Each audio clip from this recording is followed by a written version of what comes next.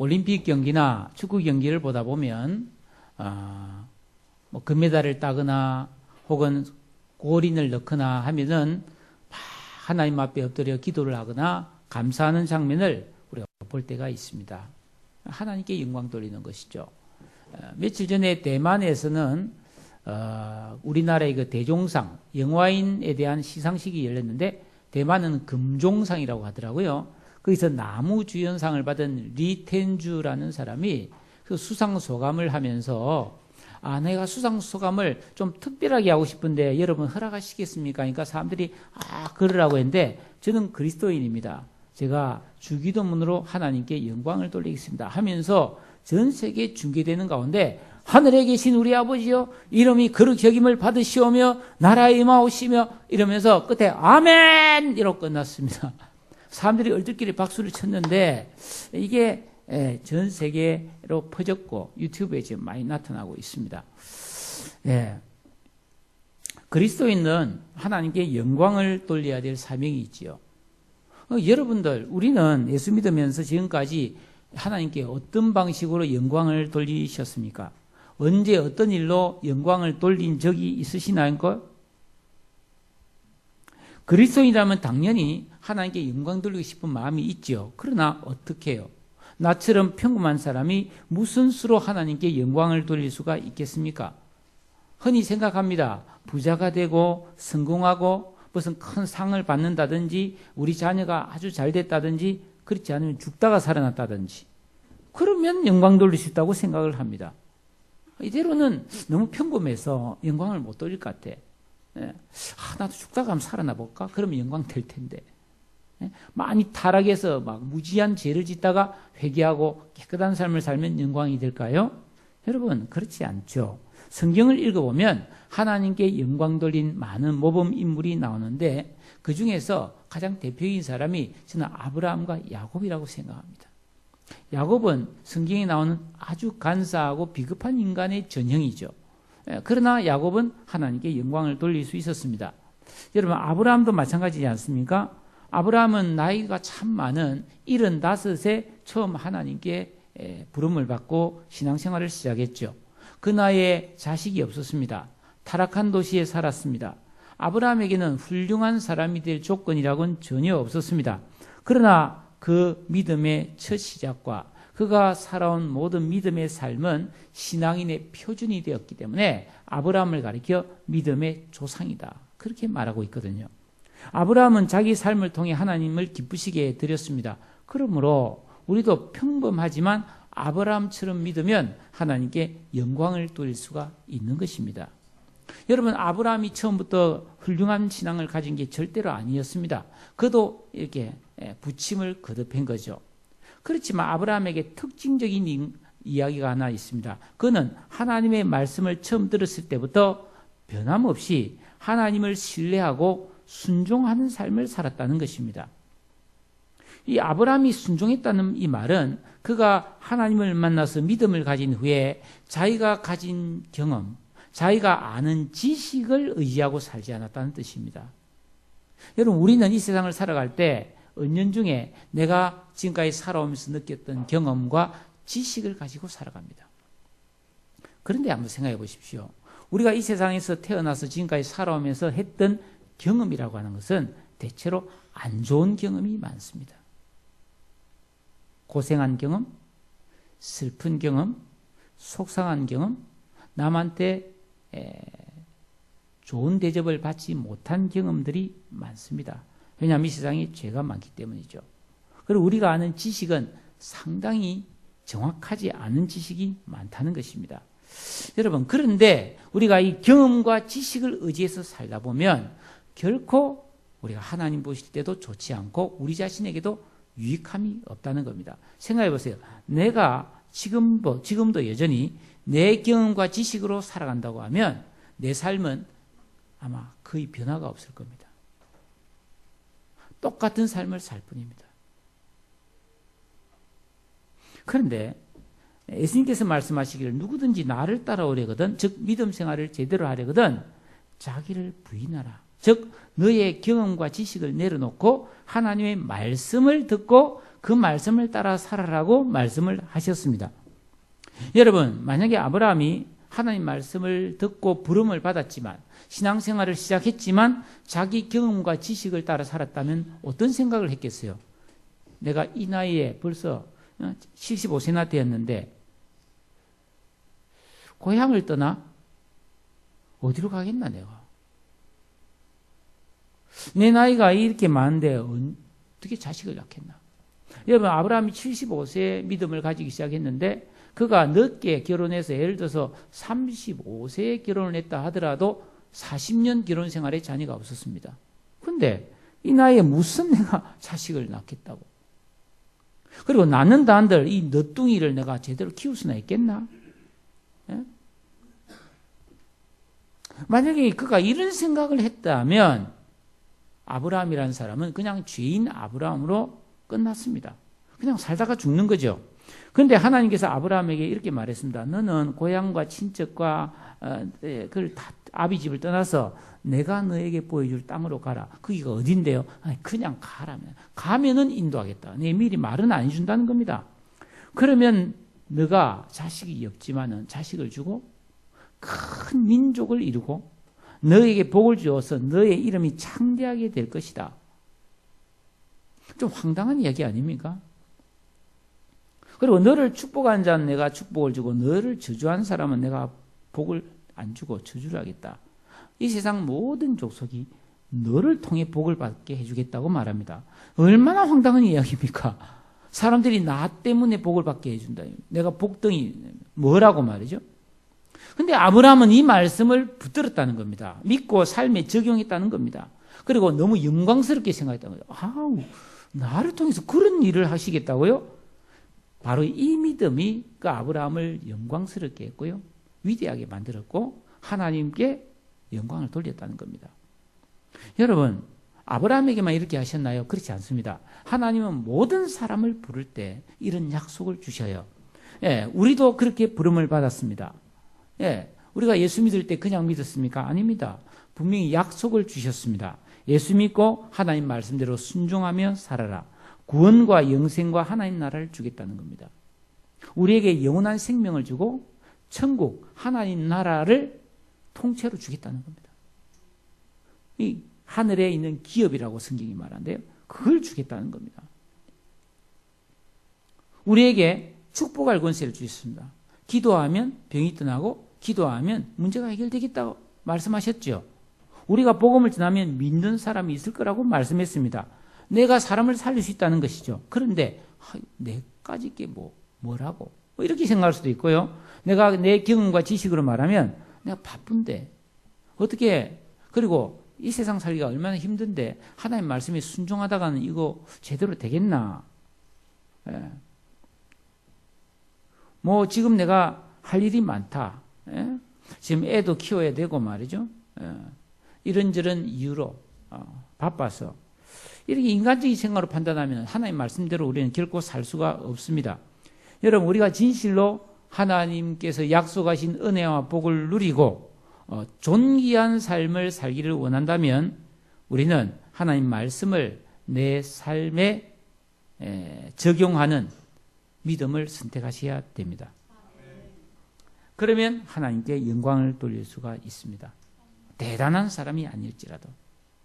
여러분, 지금까지 내가 쌓아온 경험과 지식을 내려놓고 하나님의 약속의 말씀을 붙잡으면 내 삶은 달라지기 시작할 겁니다. 예. 여러분, 그러나 성경은 또한 그렇게 산다고 해서 모든 일이 술술술술 만사형통으로 풀린다고 말하고 있지 않습니다. 예. 아브라함도 야곱도 모든 믿음의 사람이 하나님 말씀대로 살았지만 어려운 현실을 만나기도 했습니다. 우리가 잘 알듯이 아브라함이 하나님 말씀에 순종해서 그 고향을 떠나서 위험한 세계를 향하여 나갔습니다. 제일 처음 아브라함이 부딪힌 일이 기근이었습니다. 먹을 게 없는 거예요. 그래서 아브라함이 양식을 찾아서 물어서 저 남쪽 지방에 있는 이집트까지 가죠. 거기서 자기 아내를 빼앗기는 엄청난 일을 당하지 않습니까? 예.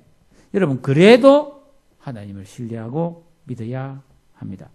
우리가 이 세상에서 잘 되어야만 하나님께 영광 돌리는 것이 아닙니다. 이 세상에서는 아무리 잘 되어도 그것은 풀의 꽃과 같다고 말하고 있지요. 여러분, 믿음이 있어야 하나님께 영광을 돌립니다. 그리고 이 믿음은 나를 이 땅에서도 존귀하게 만들 뿐 아니라 영원토록 복이 되게 하는 놀라운 비밀이거든요. 오늘 성경 보니까 13절에 이런 말이 있어요. 내가 이방인인 너희에게 말하노라. 바울이 이방인에게 말한다고 말하고 더 잘 들으라고 이방인들에게 중요한 이야기를 합니다.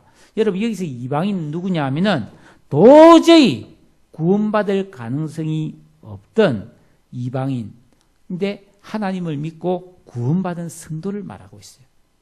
이방인 중에서 예수 믿은 사람들을 가리켜 이렇게 말하고 있습니다. 여러분, 이 이방인이란 말 안에는 여러 가지 내용이 들어있는데, 여러분, 하나님을 믿지 않는 사람을 이방인이라고 치고 이 이방인들의 공통점이 있습니다. 나라와 민족과 피부색과 아무 상관없이 하나님을 믿지 않는 사람의 공통점 두 가지는 성경에 우상숭배와 음란이라고 되어 있습니다. 여러분 한번 보세요. 인간은 좀 고상하게 살려고 할 때 우상을 섬기고요. 조금 재미있게 살려고 하다 보면 전부 다 음란과 성적 범죄에 빠지고 맙니다. 지금 오늘 이 세상도 보십시오. 예술이다, 혹은 돌을 닦는다, 뇌호흡한다, 정신수련한다, 요가한다, 좀 고상한 척 하면서 전부 다 귀신과 우상을 섬기고 있어요. 영적이거든요. 그리고 좀 논다 이러면 전부 성추행으로 다 빠져버립니다. 지금 뉴스에 좀 한참 우리나라의 유명한 문단의 이름난 문학가가 성추행을 해가지고 또 난리고요. 국회의원, 교수, 군인, 공무원, 승직자부터 시작해서 이 성범죄가 끊이질 않습니다. 이게 하나님 없는 인간이 저지르는 두 가지의 대표적인 죄거든요. 근데 하나님은 이 우상숭배와 음란을 아주 싫어하십니다. 왜냐하면 하나님이 사람을 볼 때 가장 귀하게 보는 것 두 가지가 있어요. 하나는 생명이고 하나는 거룩, 깨끗함입니다. 사람이 생명이 있고 살아있고 그 살아있는 사람이 깨끗하게 살면 그거는 하나님이 굉장히 귀하게 존귀하게 여깁니다. 그리스도인이 추구해야 될 게 그거거든요. 그런데 이방인들은 그렇지 않아요. 여러분, 우상숭배는 영혼을 더럽히는 것이고 음행은 몸을 더럽히는 것이기 때문에 그렇기 때문에 죄악입니다. 이방인들은 다 그렇게 살고 있거든요. 한번 보세요. 이방 문화를 보라고요. 우리나라 옛날 문화를 보라고요. 전부 다 샤머니즘, 미신이고 우상숭배였고, 그리고 얼마나 많은 성범죄가 가정을 파괴했습니까? 왕들부터 시작해서 사대부들, 이반 민가에까지. 여러분 40년, 50년, 60년 이런 우리나라 어렵게 살던 시절에 가정이 다 바람 피우는 것 때문에 망가지는 거예요. 모든 소설의 이야기, 영화 이야기가 전부 다 그런 성적인 거 아닙니까? 그만큼 죄가 많은 거예요. 그만큼 악한 거예요. 더러워진 거예요. 그런데 하나님께서 그런 음란과 우상숭배에 빠진 이방인들에게 은혜를 베풀어서 예수 그리스도의 보혈의 십자가로 깨끗하게 해주시고 그들을 구원해서 하나님 자녀로 삼아주셨네요. 영생과 하나님 나라를 선물로 주셨어요. 그들에게 지혜와 은혜와 총명을 부어주셨습니다. 그들을 영광스럽게 만들어주셨어요. 얼마나 놀랍습니까? 그래서 바울이 말합니다. 야, 내가 이방인들, 예수 믿는 이방인들 너희들 보니까 참 내 직분이 대단히 영광스럽다고 느낀다. 그렇잖아요. 바울이 복음을 전함으로 그 죽을 죄인이 구원을 받았으니까 바울이 내 그 이방인의 이 전도자의 직분이 얼마나 귀한지를 그렇게 영광스럽게 여긴다고 말하고 있는 것이죠. 사랑하는 여러분, 바울이 여기서 영광스럽게 여긴다는 이 말은 그가 하나님의 뜻과 섭리를 깊이 깨달았기 때문에 할 수 있는 말입니다. 여기서 여러분 직분이라고 하는 말은 헬라어 디아코니아인데 집사라는 말이에요. 그죠? 그리고 봉사, 일, 직업이라는 뜻을 가지고 있습니다. 바울은 자기의 직업, 자기의 업이 이방인에게 복음을 전하는 거라고 생각하고 있었고 그는 이 업을 영광스럽게 생각한다고 말하고 있습니다. 여러분은 어떻습니까? 여러분은 지금까지 자신이 하는 일에 대해서 영광스럽게 생각한 적이 있으신가요?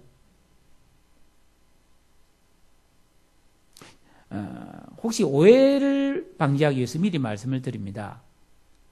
무슨 남이 인정해주고 이렇게 뭐 대단한 그런 일을 해야 영광스러운 게 아닙니다. 성경은 믿음으로 하는 것, 하나님의 영광을 위해서 하는 것은 다 영광스럽다고 말하고 있어요. 직업도, 우리가 하는 모든 일이.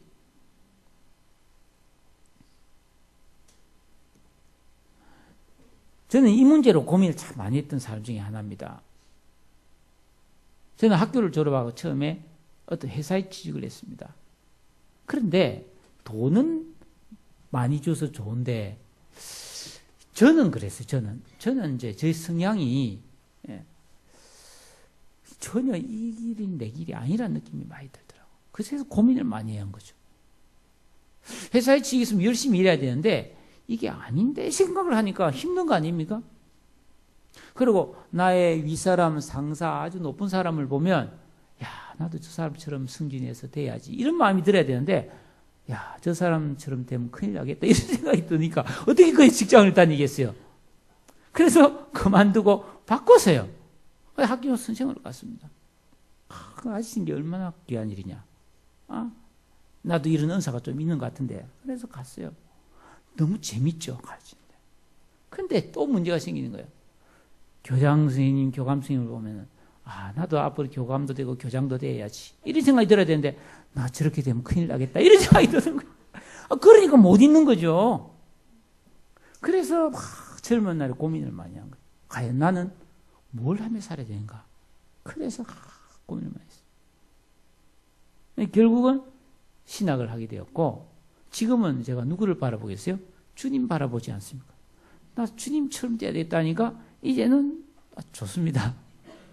네? 저는 그렇게 살아온 거죠. 네. 근데 이 세상 사람들은 돈을 많이 벌거나 유명한 회사나 명예나 권력을 차지하면 그걸 자랑스러워하죠.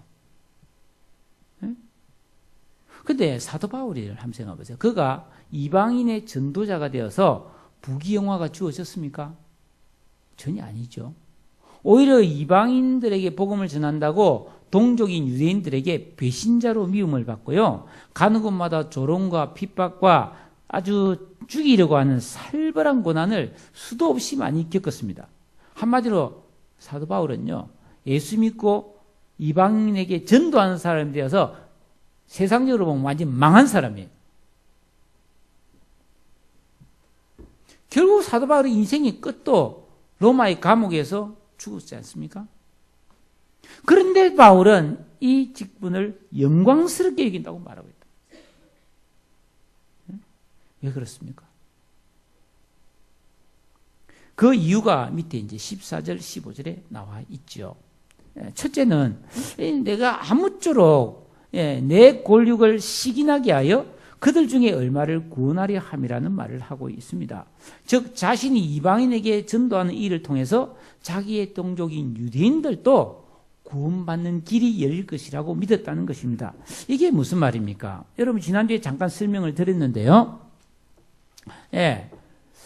바울이 이방인들에게 복음을 전하는 이유는 그 자기 동족인 유대인을 완전히 포기했거나 버린 것이 아니라는 겁니다.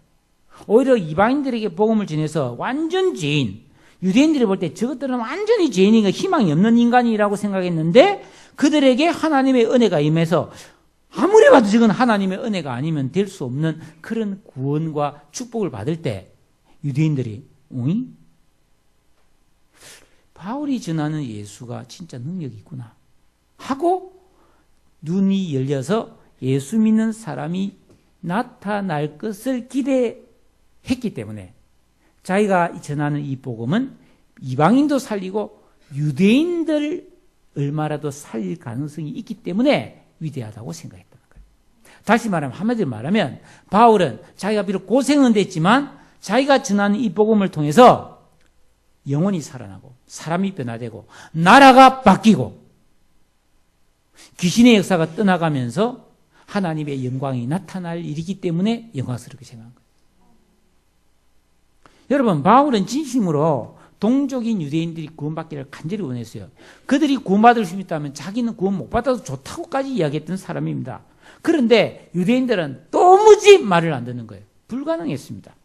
그래서 그는 유대인들에게 복음을 전하려고 했던 그 열정, 그 사랑의 마음을 가지고 이방인들로 향했다는 겁니다.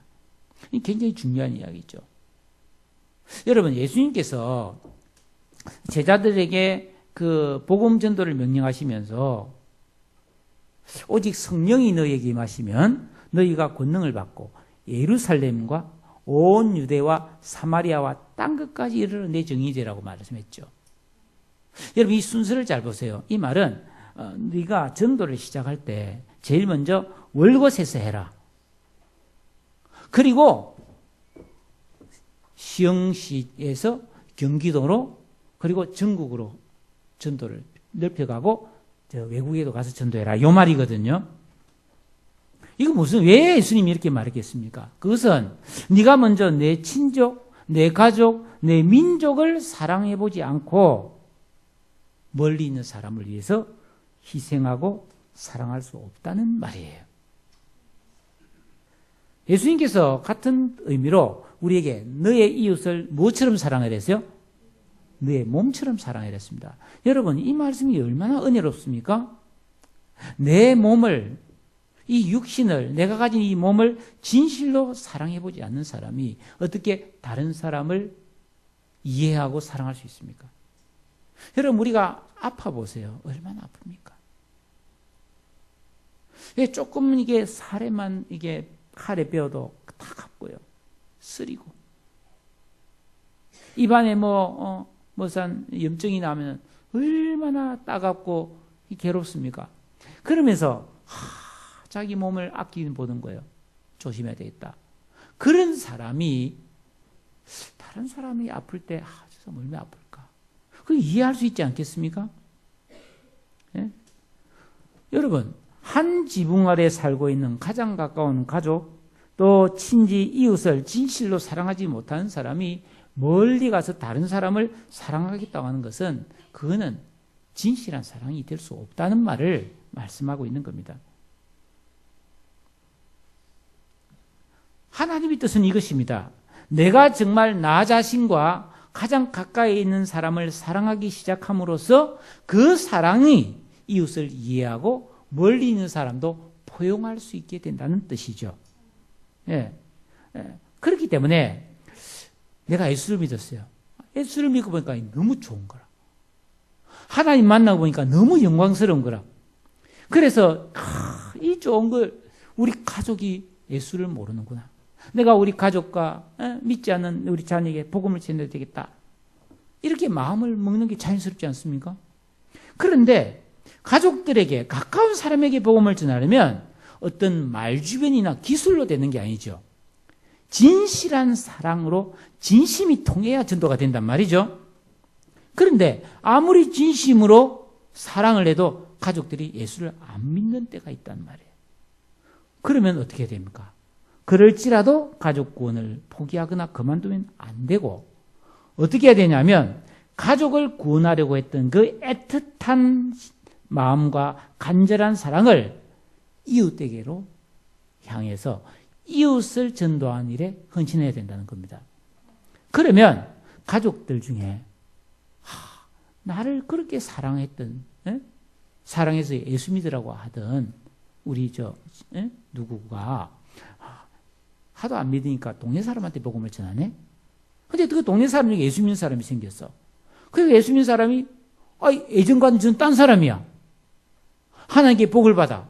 사람이 상당히 달라졌어. 변화가 되었어. 예수 믿는 거 좋은 거구나.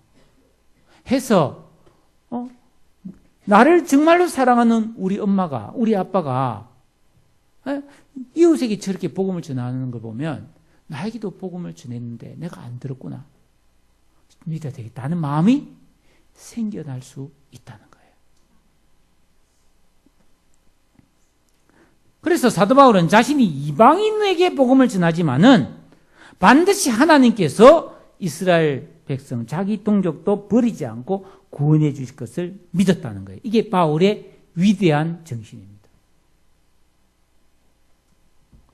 그러면서 바울은 이 14절과 15절에서 하나님은 반드시 유대인들을 버리지 않고 구원해 줄 것을 확신했어요.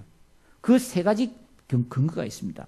여러분 15절 여러분 같이 한번 읽어보겠습니다. 15절 말씀 시작.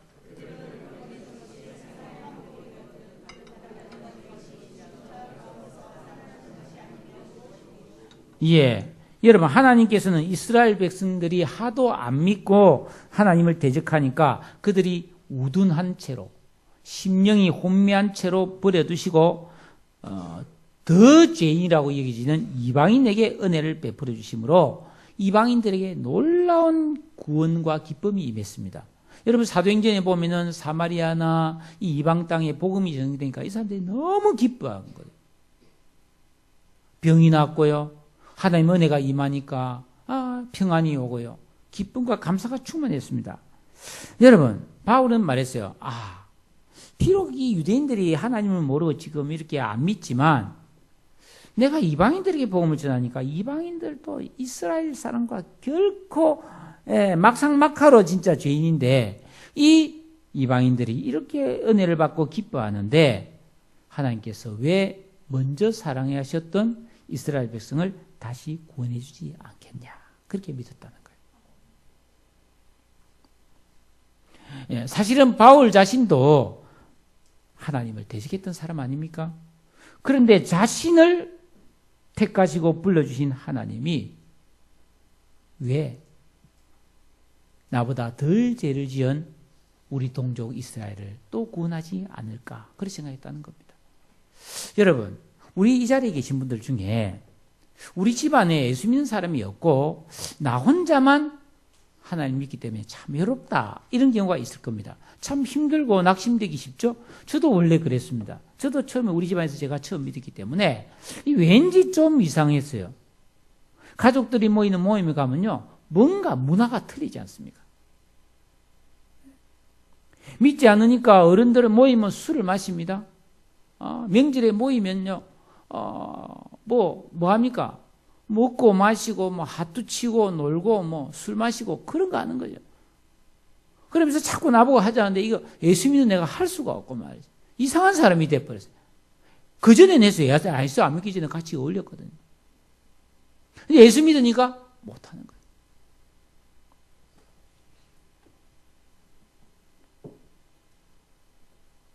여러분 말도 안 통하고 믿음으로 사는 내가 외롭고 이상한 취급을 받게 됩니다. 그런데 사실은 여러분 그렇게 생각할 필요가 없어요. 여러분 하나님께서 우리 집안에서 나를 택해서 구원해 주셨다는 것은 하나님께서 우리 가정과 가문에 구원을 시작하셨다는 의미입니다. 하나님께서 나 같은 죄인도 구원해 주셨다면 왜 내 남편, 내 아내, 내 부모, 내 형제, 내 자녀를 구원해 주지 않겠습니까? 내가 더 착해서 구원받은 게 아니지 않습니까?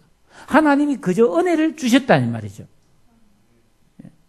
여러분 나를 불러주신 하나님은 누구든지 구원을 베풀 수 있는 분임을 믿고 복음을 전할 수 있기를 축복합니다. 가족을 위해 기도하고 같은 심정으로 이웃에게도 복음을 전해야 됩니다. 우리는 먼저 믿은 사람으로서 이처럼 가족과 이웃을 살려내는 영광스러운 직분을 받았다는 사실입니다. 두 번째로 거기 16절에 보면 제사는 처음 익은 곡식가루가 거룩한즉. 여러분 구약성경에 보면 하나님 앞에 제사 드릴 때 곡식으로 제사를 드리는 경우가 있어요. 어떻게 드리냐면 밭에서 처음 곡식이 익으면 첫 열매를 따다가 하나님 앞에 가져와서 번쩍 들고 제사장이 흔들어줍니다. 이렇게 몇 번.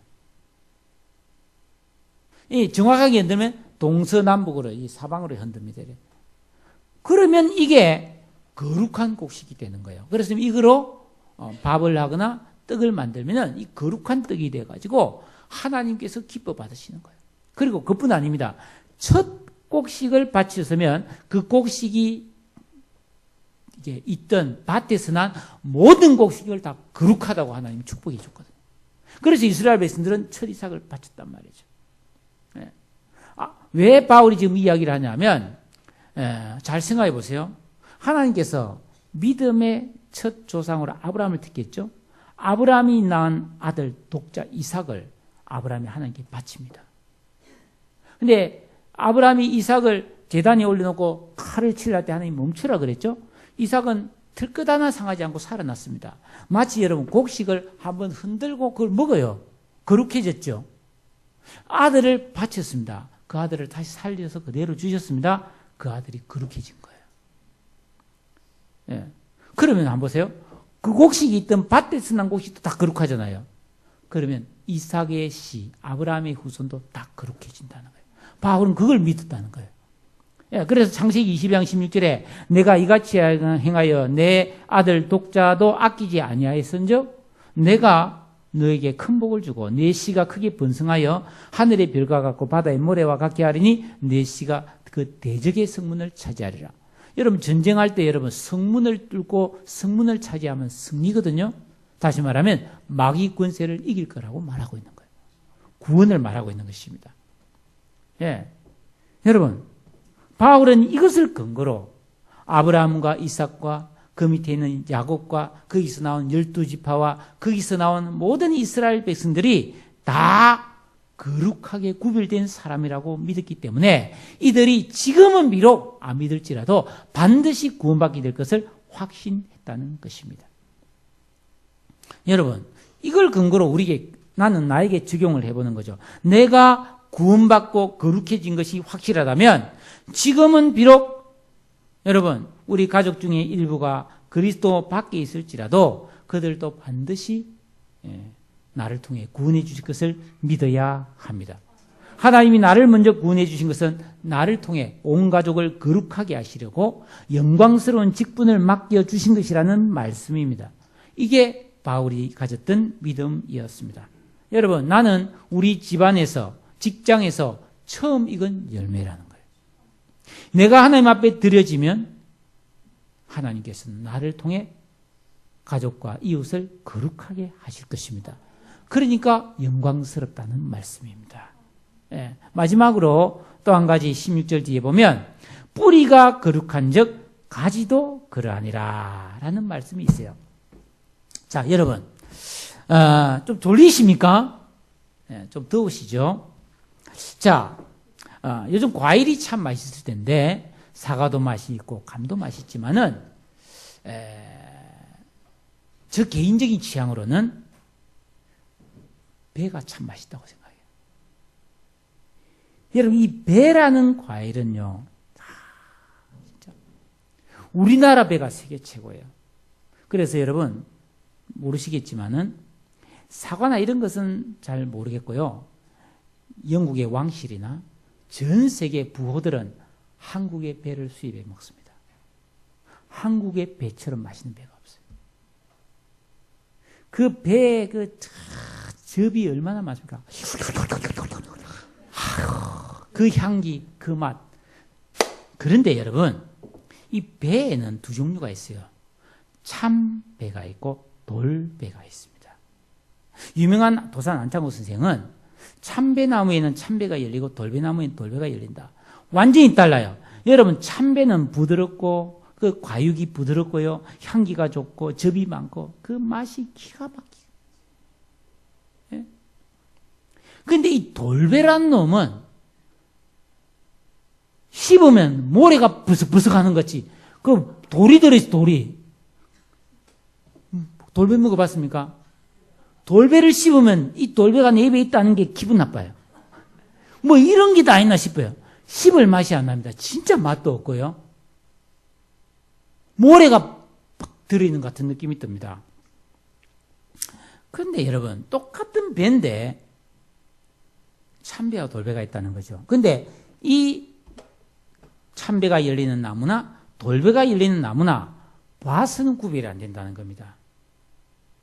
그러나 그 종자가 참배나무면 틀림없이 참배가 열리고 그 종자가 돌배나무면 아무리 나무가 잘생겨도 돌배가 열린다는 거예요. 그러니까 중요한 것은 나무의 줄기가 아니라 뿌리요, 종자가 중요하다는 것을 바울이 말하는 거예요.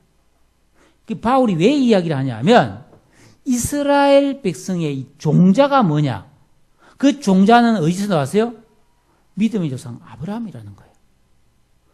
거기서 이스라엘이라는 가지가 나왔다는 겁니다. 그런데 그 가지가 풍상을 만나가지고 막 가지가 꺾이고 말이죠. 못생기고 거칠어가지고 이 돌배 아니야?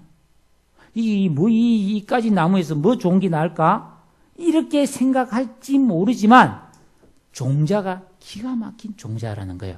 그렇기 때문에 이스라엘 백성들은 반드시 구원받는다. 이렇게 믿었다는 거예요. 여러분, 이 말씀 우리에게 적용해 봅시다. 나는 무슨 종자인가? 저는 돌배입니다, 원래. 그런데 다음 시간에 배우게 되겠지만 내가 예수님이라는 참배나무에 접붙임이 되어버렸어요.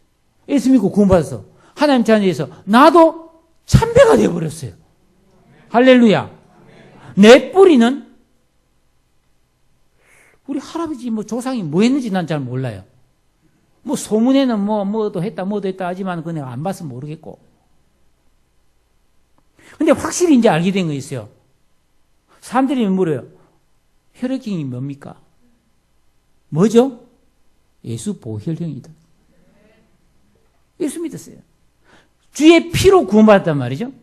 예, 여러분 예수 믿는 사람 누굽니까? 성도예요. 성도란 말은 거룩한 무리에 들어갔다는 이야기거든요. 여러분 우리는 예수 믿고 거룩하게 된 참배들입니다. 할렐루야. 그러므로 여러분 우리가 진리의 말씀대로 순종하고 살면 반드시 거룩한 참배 열매를 맺을 수밖에 없다는 겁니다. 그게 바로 성령의 9가지 열매요. 가정과 교회를 아름답게 세우고 여러분 이 세상에 나가서 생명의 열매를 맺는, 세상이 줄 수 없는 복음도 전하고 가족과 이웃에게서 생명 열매를 맺는 영광스러운 직분을 가졌다는 것입니다. 그리고 내가 그런 참배가 되었다면 왜 우리 가족은 참배가 안 되겠어요? 예수님께 전만 붙여버리면 되는데, 복음만 들어버리면 되는데.